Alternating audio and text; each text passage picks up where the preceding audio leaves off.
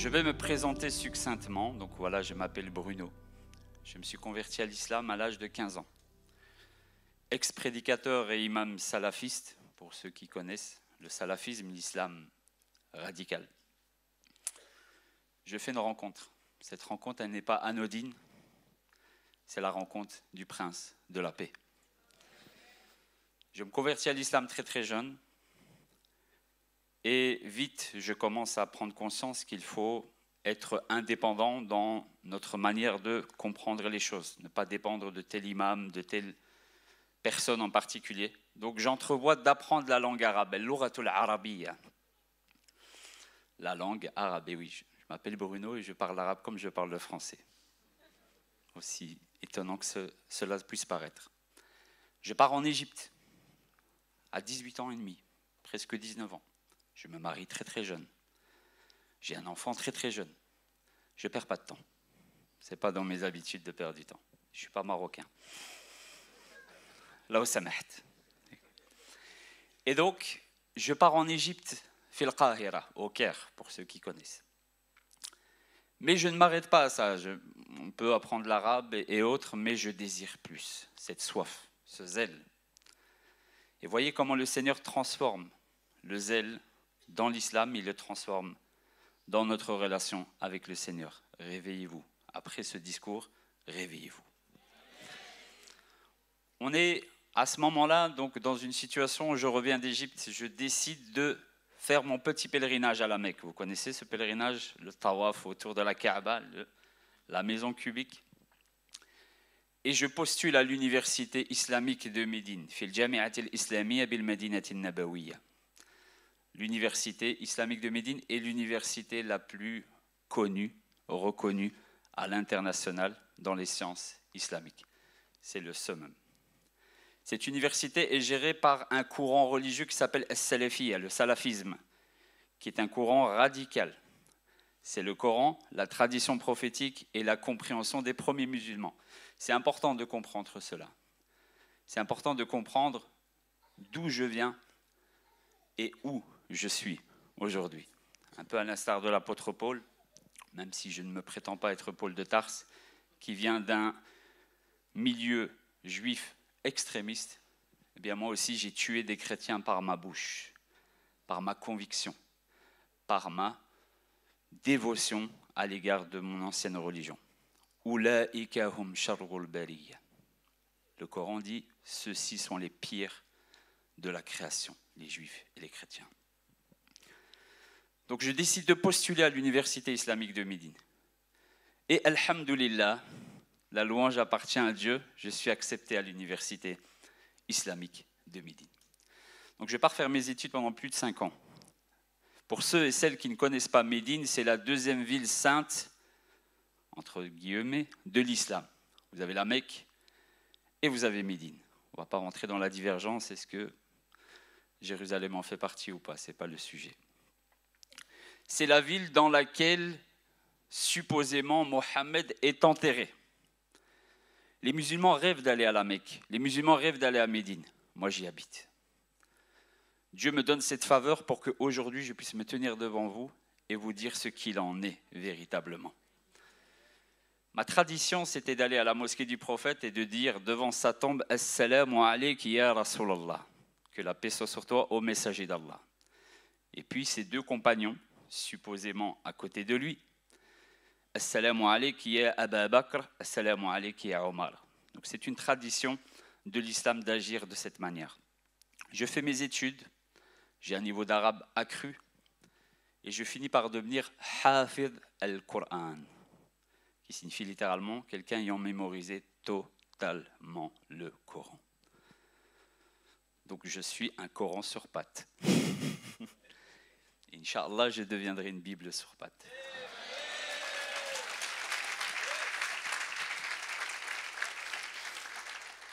Donc en dehors de l'université, qui est prestigieuse en soi, il y a un système chez les musulmans, et qui existe également un peu dans toutes les communautés, c'est d'apprendre directement auprès des connaisseurs. Demandez aux gens de science si vous ne savez pas. Forcément, tu as un problème, tu as un malaise, Tu vas chez un médecin, tu ne vas pas chez le boulanger, à moins qu'il soit boulanger ex-médecin. Et donc, on apprend auprès des savants, au pied des savants. C'est ça l'essentiel de l'étude, c'est d'apprendre au pied des savants. C'est sommité, que les musulmans eux-mêmes n'ont même pas la prétention de pouvoir s'asseoir un jour devant eux. Bien moi, c'est mes voisins. J'ai eu comme voisin un homme dénommé Suleiman Ar-Ruhaili, cheikh, le savant, l'éminent, qui est très très connu dans les réseaux sociaux, très très connu au Moyen-Orient. Eh bien, c'était mon voisin. Je me suis abreuvé de lui pendant moult années, pendant des années et des années et des années. Je finis par devenir prédicateur. Prédicateur vers l'islam, vers le salafisme, vers un islam pur et puritain, ce que moi je nomme l'islam al-haqiqi, l'islam véritable, n'en déplaise à ceux qui ne sont pas d'accord. On peut faire une série de débats après, il n'y a pas de souci. Durant ce processus, j'accomplis pour la première fois mon grand pèlerinage. Tout à l'heure, je vous ai parlé d'un pèlerinage, c'est le petit pèlerinage. Le petit pèlerinage, je l'ai fait une trentaine de fois dans ma vie. Mais j'ai fait Al-Hajj, le grand pèlerinage. Et il est arrivé quelque chose d'extraordinaire, comme quoi tout concourt au bien de ceux qui aiment Dieu, une bousculade qui a failli me mettre à mort. Cette bousculade, ce jour-là, je me suis dit, Khalas, intahatil hayat, la vie s'arrête ici pour moi. J'ai pensé à mes enfants, à mes 2 enfants. J'ai pensé à ma femme de l'époque. Maintenant, on n'y pense pas, mais bon, c'est une autre question. Et donc, je me dis, c'est fini. Je sens ma tête qui tourne. Je me dis, si je tombe ici, je meurs. C'est sûr et certain. Le Seigneur fait en sorte que je m'en sors. Je m'accroche à une grille, je monte sur cette grille. Ne me posez pas la question pourquoi, du comment, Spider-Man, Wolverine, je ne sais pas comment j'ai fait. Je suis passé au-dessus, je suis descendu, j'étais dans la tente dans laquelle j'étais. Le Seigneur m'a sauvé. Et lorsque il y avait la circambulation finale, le tawaf, je ne sais pas si certains d'entre vous ont déjà vu les images impressionnantes où ça tourne comme ça. J'avais peur. Et donc je me dis, je vais attendre que tout le monde parte, mais il n'y a personne qui part. Ils sont 4 millions. Je vais sur le toit. Le toit, c'est pire. Je me dis, je vais faire quoi? Je vais mettre des ailes et je vais tourner au-dessus? C'est pas possible. Je me mets sur le côté. Et là, tout d'un coup, des choses me viennent qui ne sont pas normales. Je pense à Jérusalem. Je suis devant la Mecque. Je pense à Jérusalem. Car un détail très très important qu'il faut que vous sachiez, c'est que j'ai étudié la Bible durant toutes ces années pour islamiser les chrétiens. J'étais capable de vous dire, Jean 10, 30, moi et le Père, nous sommes un. Jean 17, 3, car la vie éternelle, c'est qu'ils te connaissent toi, le seul véritable Dieu, celui que tu as envoyé sur terre, Jésus-Christ. J'étais capable de vous dire que la Genèse était le premier livre, l'Apocalypse, ou livre des Révélations était le dernier. Donc j'avais un niveau biblique dans l'islam pour convertir les chrétiens à l'islam. Il m'est arrivé en 2014 de faire une réunion à Jeddah, donc dans une ville à plus ou moins 100 km de la Mecque, qui réunissait 2 fois, 3 fois, 4 fois plus de personnes que vous. La majorité des travailleurs américains, des Philippines et d'autres pays, uniquement pour les islamiser. Et je vous assure, des centaines de conversions à l'islam en un claquement de doigts. Donc quand je vous dis que j'ai combattu le christianisme, si je puis dire, et les chrétiens, c'est peut-être pas physiquement, mais en tout cas, c'était spirituellement. Après ce pèlerinage, je suis complètement bouleversé. Je commence à avoir certains doutes. Mon père décède. Mon père qui était chrétien. J'essaye de le convertir à l'islam, je vous assure, Dieu m'en est témoin. J'ai converti avec une facilité à l'islam que Dieu me pardonne des centaines de personnes. Mais jamais je n'ai réussi à convaincre mon père, qui pourtant me donnait toutes les qualités. Exemplaire, intelligent. Je n'ai pas dit qu'il disait vrai, hein, d'accord? Mais exemplaire, intelligent, profond, universitaire, tutti quanti, comme on dit en italien. Eh bien, je vous assure que j'étais devant mon père qui avait un cancer du cerveau, qui était un ex-bodybuilder professionnel. Quelqu'un qui n'a jamais mangé McDonald's, hein, les jeunes, il n'a jamais mangé ce genre de choses. Il a eu un cancer du cerveau. Je vous assure qu'il était impossible pour moi de le convertir. Il me disait toujours, Jésus c'est la paix, Jésus c'est l'amour, au-dessus de Jésus, il n'y a personne.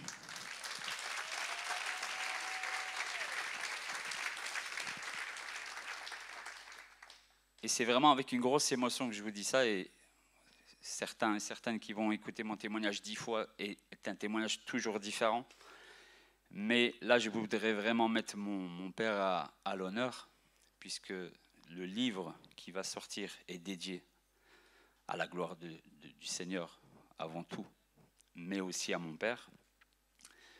C'est que lorsque mon père est décédé, j'ai eu cette réaction qui est islamiquement normale, mais anormale en vérité chez tout être humain normalement constitué, c'est de dire c'est un mécréant, c'est bien fait pour lui.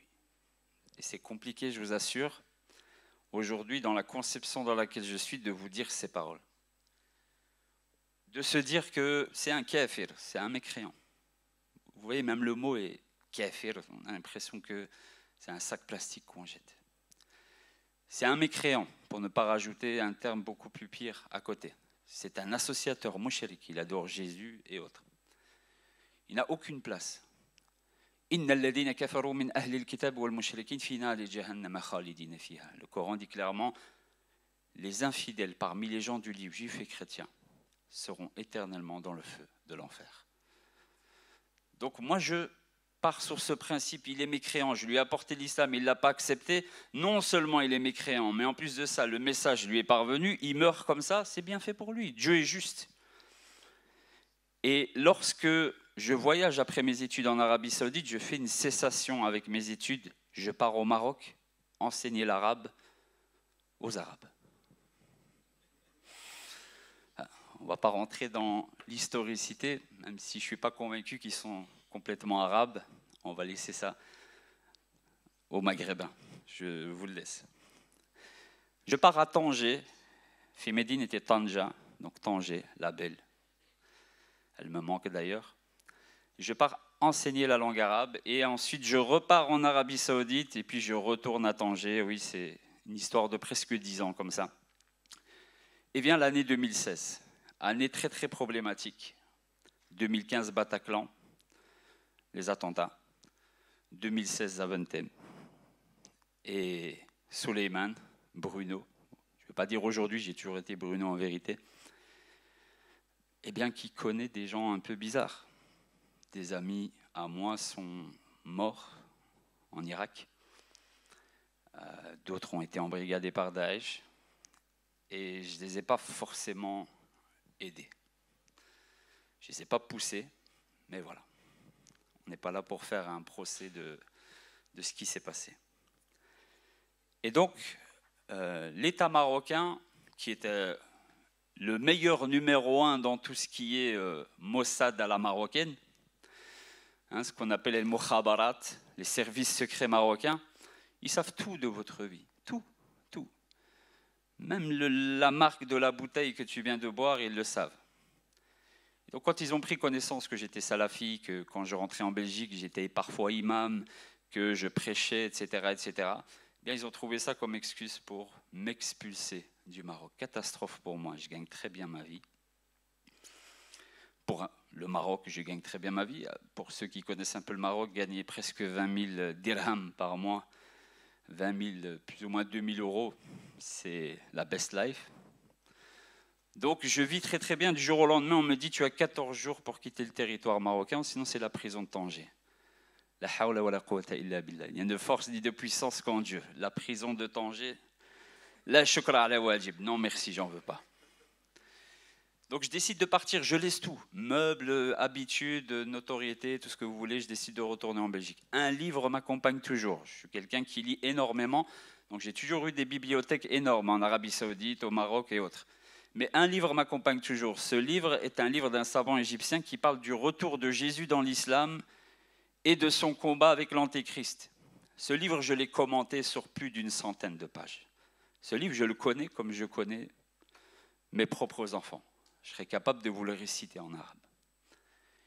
Eh bien, ce livre qui est mon livre, même si c'est un savant égyptien, c'est mes commentaires, c'est mon livre, c'était un livre qui m'accompagnait comme un doudou partout. Limite, si je pouvais dormir avec, j'aurais dormi avec. Ah, j'exagère quand même. Et donc, ce livre, je me retrouve en Belgique, j'ai plus de travail, j'ai plus de... Voilà, ma femme de l'époque, elle n'est pas contente forcément. On ne va plus pouvoir faire certains achats, on va devoir se refaire, mais je connais le Coran par cœur. Je parle le français l'arabe comme je parle le français, peut-être même mieux. Allahu a'lam, Dieu seul le sait. Et donc je me dis, on va me donner une mosquée, c'est pas un souci. Il y a la notoriété, il y a le converti à l'islam qui parle arabe, qui ressemble à un Libanais, donc il n'y a pas de souci. Donc j'attends qu'on me donne une mosquée. Donc là, je rentre en Belgique fin 2016, on arrive en 2017. Et c'est là que les choses sérieuses commencent. Je me dis, il faut que je révise. Je ne veux pas arriver dans une mosquée, le Coran, ça se révise tous les jours. Quand je vous dis connaître le Coran par cœur, mes frères et sœurs, c'est à la virgule et au point près. Min al-Fatiha ila surat al-Nas, de la première sourate l'ouverture jusqu'à la sourate les hommes 114. Il faut réviser ça. Jusqu'à aujourd'hui, ça tourne dans ma tête. Mais le Seigneur a changé ça par d'autres choses, par l'Esprit de Dieu. Et donc, je me dis, il faut que je révise. Je n'ai que mon livre sur la venue du Christ dans l'islam, sa seconde venue. Je me dis, on va casser un peu du chrétien. Vous voyez, on va se rassurer. C'est une manière de se rassurer. On va convertir des chrétiens à l'islam, ainsi on va se prouver qu'on est dans la vérité. Alors que le Seigneur lui-même dit que la porte qui mène à l'égarement, elle est vaste. Celle qui mène à la vérité, elle est étroite. Donc le but, ce n'est pas de faire beaucoup. Le but, c'est de faire de la qualité, pas forcément de la quantité. Et si c'est de la quantité, qu'elle soit qualitative. Bel enchaînement, avoué. Je vous ai dit, il n'y a pas qu'en arabe. Et donc, à partir de là, je lis mon livre. J'insiste, même si ce n'est pas moi l'auteur direct, pour moi, c'est mon livre. Et mon livre me met des doutes. Mon propre livre me met des doutes. Il m'arrive ce qui arrive dans l'évangile de Luc, chapitre 24, versets 40 à 48, verset 45 plus précisément.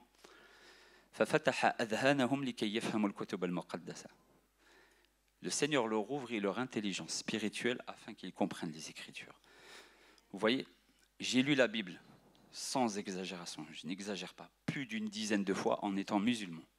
Est-ce qu'il y a un chrétien ici dans cette salle qui peut en dire de même en étant chrétien? Et c'est vrai, c'est la version protestante, si je puis dire, de 66 livres et pas 73. Mais ça reste quand même un livre qui est volumineux. Donc j'ai lu ce livre plus d'une dizaine de fois. Je me dis, mon propre livre qui parle de la non-crucifixion de Jésus me met des doutes. Vous savez pourquoi? Parce que je me rends compte que le Coran nie la crucifixion. Sourate 4, verset 157. Ils ne l'ont ni tué ni crucifié, mais ce n'était qu'un faux semblant. Et ceux qui ont divergé sur qui était sur la croix sont dans un doute évident. Et là, dans ma tête, je me dis, mais qui a divergé de quoi? Même le témoin de Jéhovah, qui est à l'opposé de ce qui est demandé, croit malgré tout en la mort du Seigneur et sa résurrection. Il n'y a pas eu de divergence chez les premiers chrétiens apparente, si ce n'est le gnosticisme, etc. Et on pourrait rentrer dans le pourquoi du comment, ce n'est pas le but. Mais il n'y a aucune divergence. L'histoire prouve que Jésus est mort. Les croyants et le comportement des premiers apôtres prouve également qu'il est ressuscité. Donc, qui dit résurrection dit forcément mort. Ça va de soi. Et l'islam dit non, il n'est ni mort ni tué 6 siècles après. Ok, d'accord, le non. On remet en cause un fait, le non. Il n'y a aucun non. Et quand vous rentrez dans ce livre, on ne sait pas si c'est Judas, on ne sait pas si c'est Pierre, on ne sait pas si c'est un tel. Et le Coran se permet de dire, et ceux qui ont divergé sont dans un doute évident. Mais c'est toi qui es dans le doute, au fait. Parce que tous les chrétiens savent que Jésus est mort et ressuscité. Et donc là, j'ai commencé à me poser des questions. Je me suis dit, ouh là là là là, le sujet de la crucifixion, de la croix, il cache quelque chose. Et ce verset de la Bible que je connaissais par cœur retentissait dans ma tête. La parole de la croix est pour ceux qui périssent une folie. Dans le langage des jeunes, c'est une dinguerie, les gars. C'est un truc de fou, c'est un truc de ouf. Mon côté marseillais qui va ressortir. Et donc, en présence de Parisiens en plus. C'est pas bon pour le classico, ça. Et donc, à partir de ce moment-là, je me dis, ok, d'accord, c'est une folie, c'est un truc de fou. Vous vous imaginez Dieu, quand tu es dans l'islam, tu vois Dieu comme étant Al-Mutakabbir, l'orgueilleux. Mais là, Dieu devient humble. Or, l'humilité naît de l'amour, et Dieu est amour.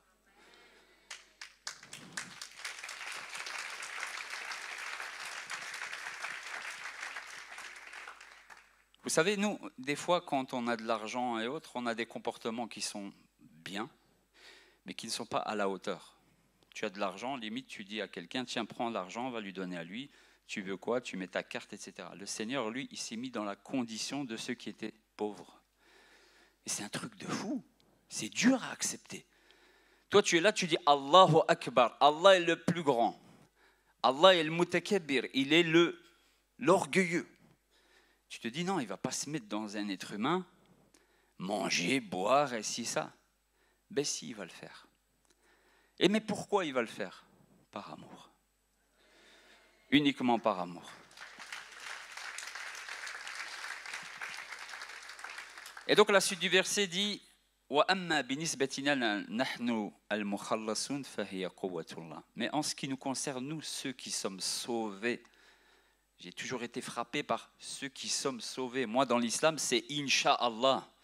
Si Dieu le veut, peut-être tu vas aller au paradis. Et encore, châtiment de la tombe, des anges qui te brisent les os. Après, il y a les affres de la résurrection.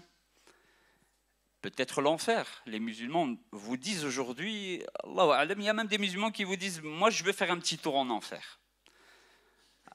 Et comme ça, ils vous disent, moi, un petit tour. Mais un petit tour dans l'infinité. Le petit dans l'infini. Et lui-même, un infini. Cogitez les jeunes. Il faut cogiter sur ça. C'est mathématique. Ils vont rester un laps de temps dans un lieu qui est infiniment infini. Wow. Dans des affres qui sont décrites de manière détaillée dans l'islam, dans le Coran et dans la tradition. Des affres insupportables. Et donc, dans ce verset, Dieu nous dit ceux qui sont sauvés.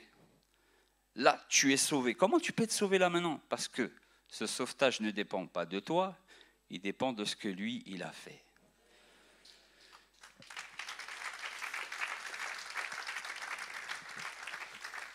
De sorte que tu n'œuvres plus pour obtenir le paradis, pour être sauvé, mais parce que tu es sauvé. Et là, je vous assure que la conception est complètement différente.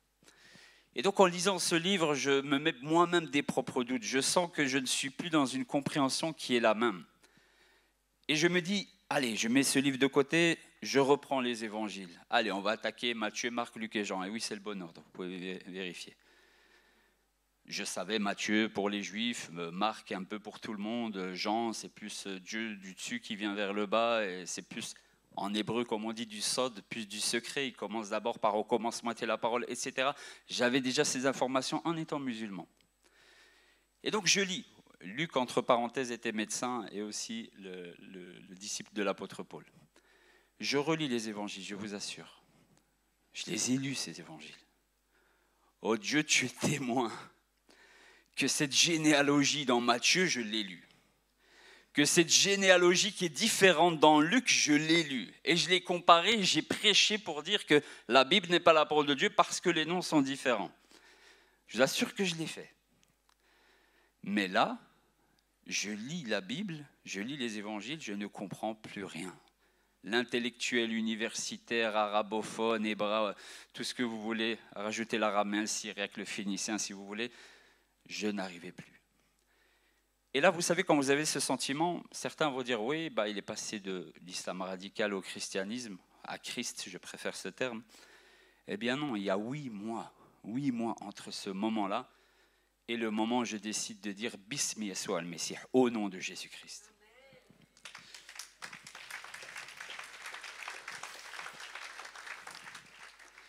Et donc pendant 8 mois, je pleure à chaudes larmes. Et je dis, Ya Allah, oh Dieu, si tu vois que je vais devenir chrétien, en plus, le pire c'est qu'il le voyait en plus. Hein. Là maintenant je m'adresse à lui, tu le voyais en plus. Hein. Comme quoi il répond à nos prières, si sa volonté est faite. Heureusement, parce que je lui demandais, tue-moi, prends-moi ma vie maintenant si tu sens que je vais devenir chrétien. Je ne voulais pas du Christ, vos histoires, j'en voulais pas, vos églises, j'en voulais pas. Moi, je m'intéressais et relisais la Bible pour vous détruire. Et quand j'avais des doutes, pour moi, c'est parce que ça vient de Satan, ça vient de Shaitan, c'est des wasawi, c'est des suggestions du diable. Je me disais, non, cette histoire-là de Bible, il n'y a pas de souci. Je mets ça de côté.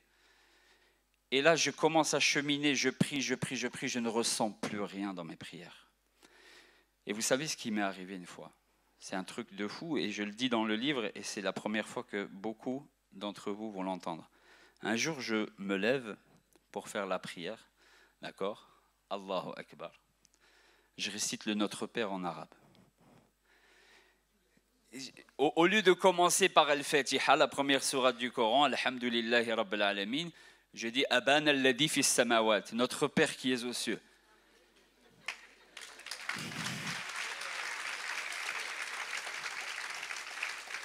Et là, je vous assure que je me mets une claque dans la prière. Bon, il fallait la recommencer, elle était plus valable. Hein. Je me mets une claque, j'ai dit, mais qu'est-ce que tu es en train de faire? Tu fais le fou, là, vraiment. Et là, je sens vraiment que je suis perturbé. Je suis vraiment perturbé. Et je passe des mois comme ça, où je vois la Bible de loin et je dis, toi, je te regarde même pas. Il y en avait 5-6 hein, en arabe. Il y avait Louis II, Bible de Jérusalem, Bible de Bethléem et de... Voilà, d'accord? Et du fin fond de la terre, même s'il faut. Même les manuscrits de Qumran. Mais des fois, je me disais, allez, ouvre un petit truc. J'ouvrais, je voyais un petit psaume, etc. Je dis, ouais, ça va, c'est pas mal, mais bon. Ça se peut, ça n'a pas été falsifié. Mais j'ouvrais plus le Coran, j'arrivais plus. Je sentais une lourdeur spirituelle. Et à un moment donné, j'ai dit au Seigneur, allez, on va rentrer dans un nouveau sujet, on va se lancer des défis. Je suis un peu fou sur les bords. Je me dis, l'histoire vient le jour de l'Aïd al-Adha, le jour où on égorge un mouton chez les musulmans, en commémoration de ce qu'Abraham a fait avec son fils Ismaïl. Et moi, j'ai dit, ben ouais, mais dans la Bible, c'est pas Ismaël, c'est Isaac. Alors, c'est qui Ismaël ou Isaac? Donc là, je me relance un défi. Allez, on va aller bien enraciner le sujet et on va islamiser les évangéliques. Et j'ai compris une chose, le Seigneur m'a fait comprendre qu'en vérité, cette histoire de sacrifice n'est pas anodine. Il n'y a rien qui est anodin dans la Bible. C'est qu'en vérité, ça préfigure bien sûr le Seigneur, ça on le sait tous, mais ça préfigure aussi la continuité de l'alliance. C'est-à-dire que l'alliance va être faite au travers d'Isaac et de sa descendance, alias Jesus Christ, alias nous.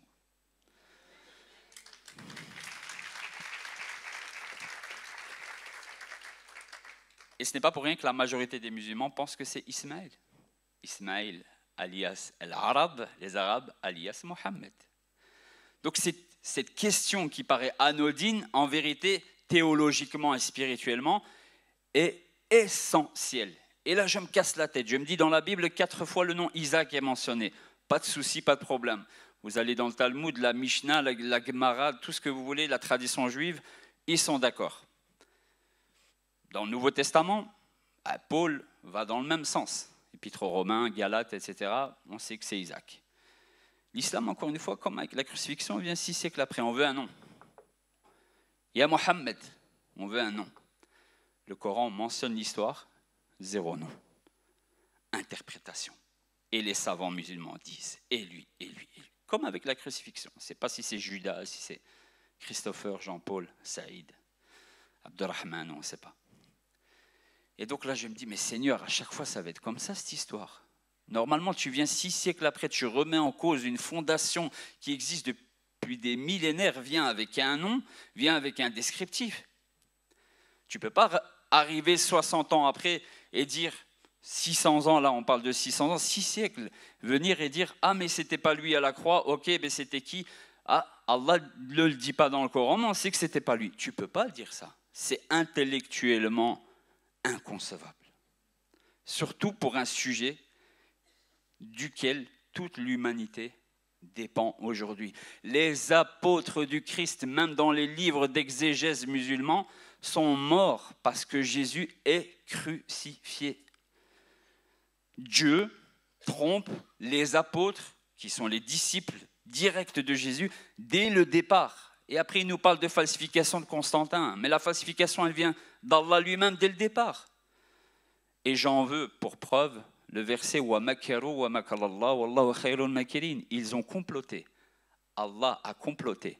Et Allah est le meilleur des comploteurs.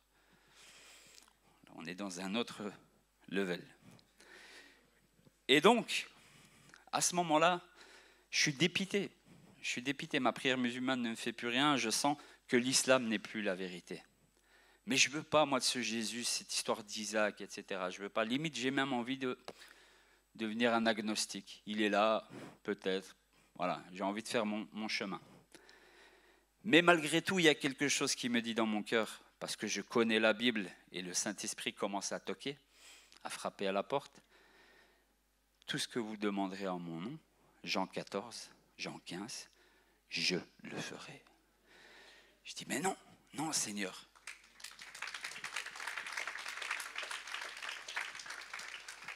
Je dis, non Seigneur, moi je ne fais pas ces trucs de shirk, d'association, là. Et prière au nom de Jésus. Jésus c'est un homme, moi je ne prie pas des hommes. Il est pleinement homme, oui. Il est aussi pleinement Dieu. Comme l'eau et l'huile qui ne se mélangent pas. Ça, c'était une petite punchline pour les jeunes.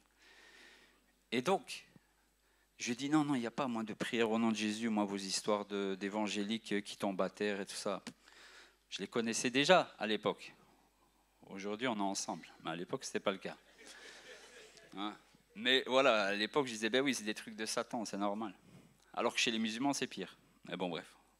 On parlera de l'exorcisme islamique dans une autre conférence. Et donc je sors, je vous assure, je suis dépité. Je vous assure, vous ne pouvez même pas imaginer le vide. Et il y a cette parole de mon Père toujours qui revient. Toujours. Mon fils, Jésus, il n'a fait que la paix. Il a vécu parfaitement. Il est mort et ressuscité pour nous. Et là, je me disais, mais vas-y, arrête, toi aussi tu parles maintenant. J'ai compris que c'est le Saint-Esprit qui me rappelait ces paroles, parce que la Bible dit, il vous rappellera en parlant du Christ tout ce que je vous ai enseigné. Donc il est capable de rappeler.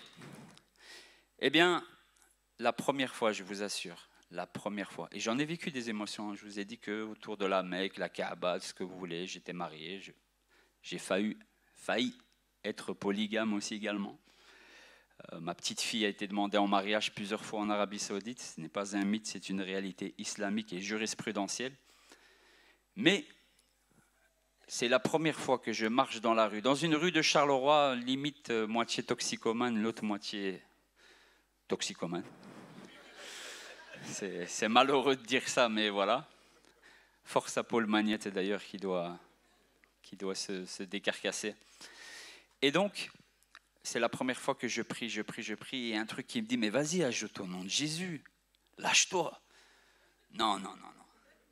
Et je vous assure que là, je dis, allez, j'ai rien à perdre. Au pire, je deviens mécréant et je redeviens après. Enfin voilà, tu vois, Dieu pardonne. Malgré que j'avais plus de conviction en l'islam. Et là, je demande, je dis, Seigneur, là, j'ai besoin, là maintenant. À la base, je ne suis pas quelqu'un qui interprète une plume d'oiseau en disant ça vient de Dieu. Je suis limite trop cartésien. J'essaye de l'être moins parce qu'il y a le Saint-Esprit, c'est don. Mais voilà, je ne suis pas quelqu'un qui va être époustouflé par... même si l'arbre il bouge devant moi, je vais essayer de trouver une raison. Mais le jour-là, je dis, allez, je m'abandonne. Je prie, je dis, Seigneur, là maintenant, il y a un problème, il faut que tu m'expliques, il faut que tu me donnes quelque chose entre toi et moi, que maintenant je peux vous dire à vous. Un truc, ouais, ok, je suis d'accord, la crucifixion, elle existait, le Coran, il est faux. Jésus, il est sans péché, même dans l'islam, etc. C'est vrai, il est extraordinaire, c'est lui qui revient, pourquoi c'est pas un autre, etc. C'est lui qui va juger les vivants et les morts, donc il va juger Mohammed avec. Donc celui qui juge n'est pas comme celui qui est jugé, donc il est supérieur. Je le savais.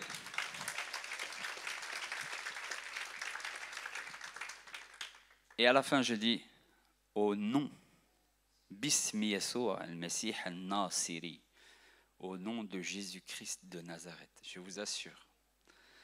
Je vous ai dit, je ne suis pas comme ça.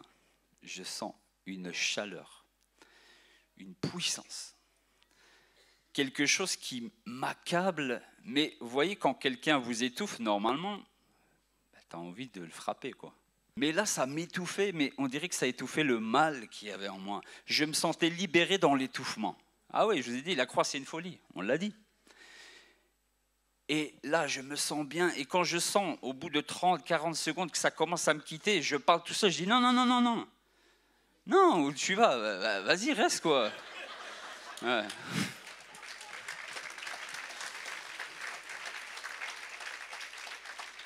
Et donc là, instantanément, quand ça part, mes genoux tombent à terre. Et là, ce verset qui est toujours dans ma tête, et je demande au Seigneur que même avec Alzheimer, j'espère ne pas l'avoir, il ne parte pas, car tout genou fléchira. Dans les cieux et sur la terre, au nom de Jésus-Christ.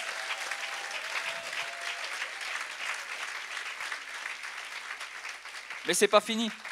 Je me relève, je me dis, ok. Mais le Seigneur, vous voyez, il aime bien rire aussi parfois, il a son humour à lui. Je me réveille, vous pourrez faire vos recherches chez vous sur cette rue. Je connais Charleroi, mais j'ai beaucoup voyagé. Je ne suis pas quelqu'un qui regarde les plaques d'immatriculation, etc. Je me lève, je vois rue Isaac.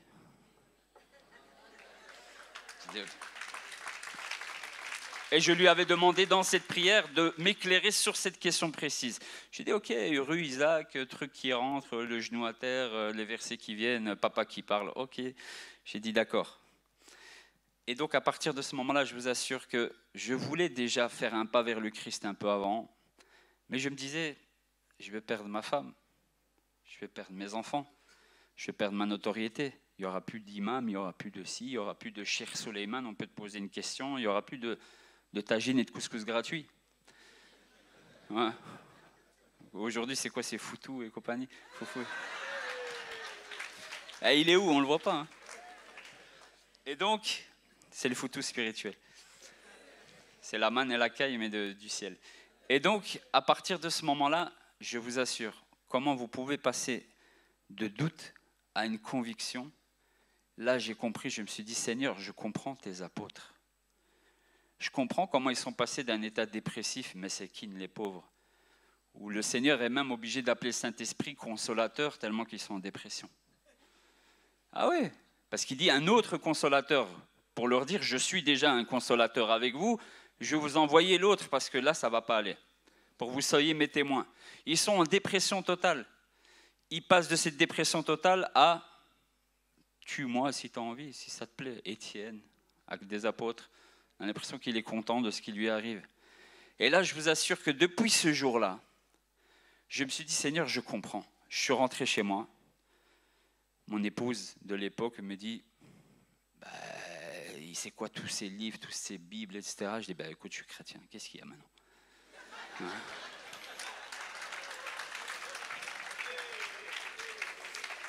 Donc j'ai assumé ma foi. Il y a encore énormément de détails, je vais aller vers la terminaison. J'ai assumé ma foi pleinement. Dieu merci, j'ai conservé mes enfants, vu que j'ai la garde exclusive, et aujourd'hui, ils sont dans le Seigneur, eux qui ont vécu en Arabie Saoudite, etc.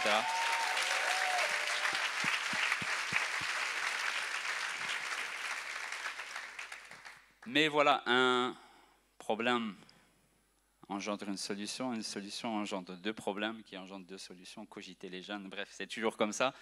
C'est la vie, mais il faut se glorifier de ces choses. L'apôtre Paul se glorifiait justement de ces épreuves. Vient et commence la persécution. Vous savez, moi, mon islam, qui pour moi est l'islam, n'en déplaise, est un islam rigoriste. Man baddala dinahu faqtuluh. Celui qui change de religion, tuez-le.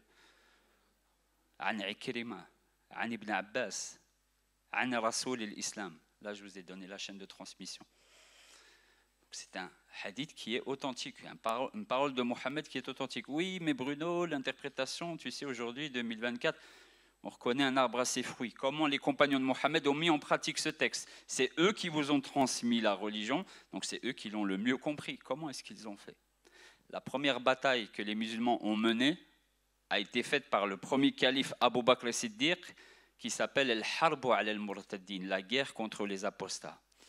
Première des guerres dans l'islam, c'est de tuer les apostats. Donc c'est comme ça que les premiers musulmans ont compris ces textes de Mohammed. Donc si d'autres ont une meilleure interprétation que ceux qui vous ont transmis le Coran et le restant, ça veut dire que le problème est coranique et dans le restant, mais pas dans la compréhension actuelle. Syllogisme oblige. Et donc, ma tête est mise à prix. C'est une réalité qui est vécue par beaucoup. Non seulement quand vous quittez l'islam, mais en plus de ça, quand vous décidez de témoigner, et qui plus est dans mon cas, d'expliciter vos choix, dans l'amour et dans la miséricorde, car le Christ n'est qu'amour. Lorsque Jésus ressuscite, regardez la patience qu'il prend à faire avec certains de ses disciples tout le chemin pour leur expliquer exactement où il fallait qu'il meure et qu'il ressuscite. Eh bien, revêtez-vous de cette patience devant la communauté musulmane et entre vous, déjà premièrement, avant tout et pour tout. Et donc, j'ai essayé tant bien que mal de répondre à mes frères et sœurs, mes bien-aimés musulmans. Et est arrivé quelque chose, je suis désolé pour certains et certaines qui ont peut-être perdu des gens durant cette période, le Covid, Dieu merci. Je sais pas, ça parle peut-être pas de la même manière à tout le monde, mais ça a vraiment apaisé toutes ces tensions qui sont amenées à ressortir. Mais je terminerai sur ce message. L'islam radical, c'est une chose. Christ, c'est une chose. Mais sans le Saint-Esprit, rien ne se passe.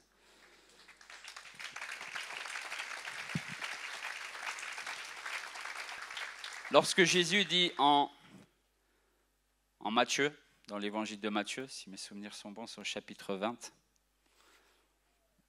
Jésus annonce qu'il va mourir. Il faut, il le dit bien, il faut, c'est important de lire la Bible correctement, il faut qu'il aille à Jérusalem, qu'il soit d'abord matraqué de coups, pas simplement une crucifixion comme les deux voleurs à côté, qui souvent dans les films, ils n'ont aucune marque. Ils sont bien, eux, au fait, limite. Non, Jésus, il a d'abord été matraqué. Et il le dit, il faut qu'il aille à Jérusalem, qu'il aille à la croix, qu'il meure, qu'il ressuscite. L'apôtre Pierre aura une réaction d'amour, une réaction envers une personne qu'on aime tellement qu'on a envie de se dire, mais non, pars pas maintenant. Mais non, où tu vas? Il y a le dessert. Il lui dit, à Dieu ne plaise, cela ne t'arrivera pas. Regardez la réaction de Jésus. Pourtant, Jésus, vous savez la douceur qu'il a. Mais la sagesse n'est pas d'être constamment doux. La sagesse, c'est de remettre les choses dans le remplacement. Quand il faut être dur, on est dur. Quand il faut être doux, on est doux. Quand il faut rentrer dans le temple et tout saccager, on saccage tout pour la gloire de Dieu. Eh bien, Jésus va dire, arrière de moi, Satan. Au même Pierre qui dit avant, surtout Pierre, sur cette pierre, sur ton témoignage, sur moi-même, on ne va pas rentrer dans... Voilà, je bâtirai mon église. Ce même Pierre qui sera amené à paître son troupeau, où le Seigneur lui dira par 3 fois, Pierre, m'aimes-tu? Ben oui, Seigneur, tu connais toutes choses. Eh bien, paie mon troupeau. Ce même Pierre, Jésus dit, arrière de moi, Satan. Vous voyez? Ce jour-là, en lisant ce verset, je me suis dit, waouh, si juste le fait de remettre en cause la crucifixion avec de bonnes intentions fait de toi quelqu'un qui n'a pas les pensées de Dieu et arrière de moi Satan, que dire d'une religion qui l'efface complètement? Et ça, c'est une réalité. Il ne faut pas tergiverser avec ça. Celui qui enlève le seul qui est le chemin, la vérité et la vie, enlève l'accès au Père. Car personne ne peut aller au Père si ce n'est par moi.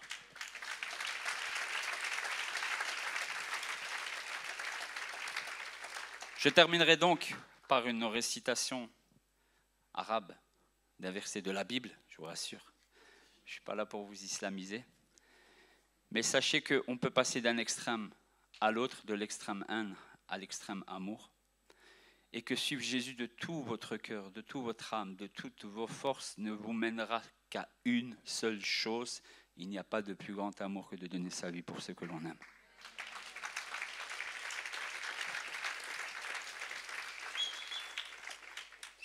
Donc je vais réciter ce verset vous le connaissez toutes et tous, Jean 3, 16. Car Dieu a tant aimé le monde qu'il a donné son Fils unique afin que quiconque croit en lui ne périsse point mais ait la vie éternelle. Lisez la suite s'il vous plaît. Lisez la suite parce que ça c'est pour vous. Mais il y a des gens autour de vous. Ceux qui ne croient pas au Fils de Dieu sont déjà condamnés. Il faut les sortir de là.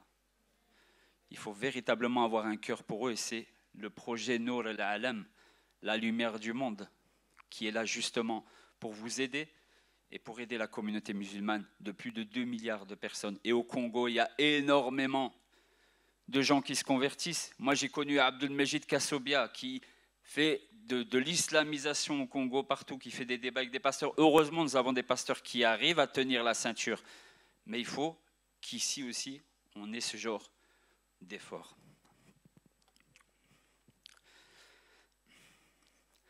لأنه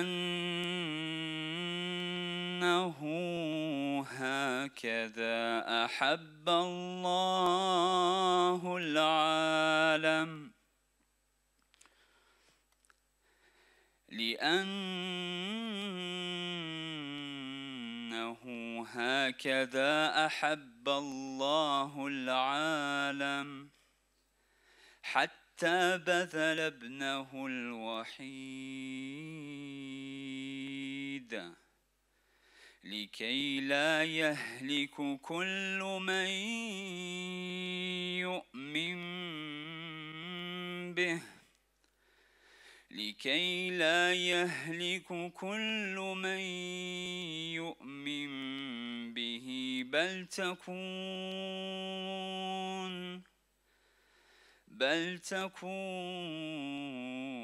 له الحياة الأبدية آمين. Car Dieu a tant aimé le monde qu'il a donné son Fils unique.